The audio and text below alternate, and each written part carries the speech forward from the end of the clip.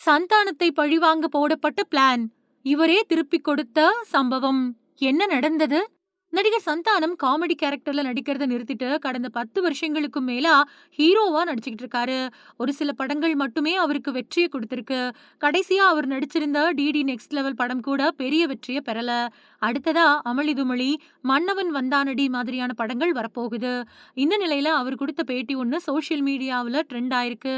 சிம்புவால திரைத்துறைக்கு வந்தவர் தான் சந்தானம். கொலிவுட்ல குறுகின காலத்திலேயே டாப் காமெடி நடிகரா வளர்ந்துட்டாரு. ரஜினி, விஜய், அஜித், சூர்யா, தனுஷ், கார்த்தி, ரவிமோகன் அப்படின்னு அத்தனை ஹீரோக்கள் கூடயும் நடிச்சிருக்காரு. குறிப்பிட்ட வருஷங்களுக்கு முன்னாடி எல்லாம் ஹீரோ இல்லாம கூட தமிழ் படம் ரிலீஸ் ஆகும். ஆனா சந்தானம் இல்லாம ரிலீஸ் ஆகாது. அப்படிதான் இருந்துச்சு நிலைமை. ஒரு காலத்துல வடிவேலு எவ்வளவு பிஸியா இருந்தாரோ அதே அளவுக்கு சந்தானமும் இருந்தாரு. ஃபுல் ஃபார்ம்ல போய்கிட்டு இருந்தப்போ சந்தானத்துக்கு ஹீரோவாகக்கூடிய ஆசை வந்துருச்சு. அதுபடி வல்லவனுக்கு புல்லும் ஆயுதம் படத்துல கதையோட நாயகனா அறிமுகமானாரு.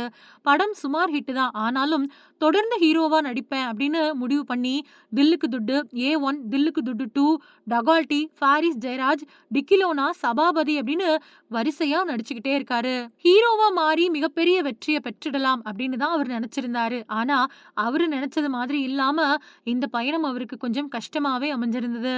5 படங்கள் நடிச்சா அதுல ஒரு படம் தான் சுமாராவது ஹிட் ஆகுது. இருந்தாலும் மனம் தளராத சந்தானம் தொடர்ந்து ஹீரோவா பயணம் பண்றாரு. கடைசியா அவர் நடிச்ச டிடி நெக்ஸ்ட் லெவல் படம் கூட சுமாரான ஹிட் தான்.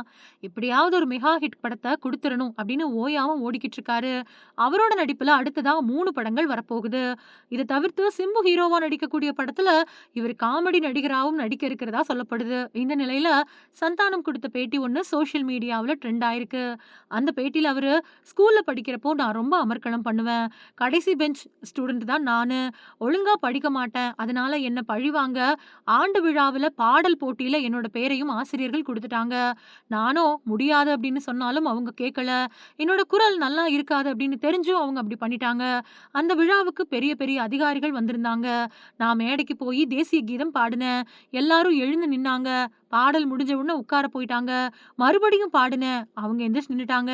இப்படி மொத்தமா 3 தடவ நடந்துச்சு. வந்தவங்க எல்லாருமே டென்ஷன் ஆயிட்டாங்க. ஆசிரியர்கள் என்ன நைஸா மேடையில இருந்து கூட்டிட்டு போயிட்டாங்க அப்படின்னு சொல்லியிருக்காரு.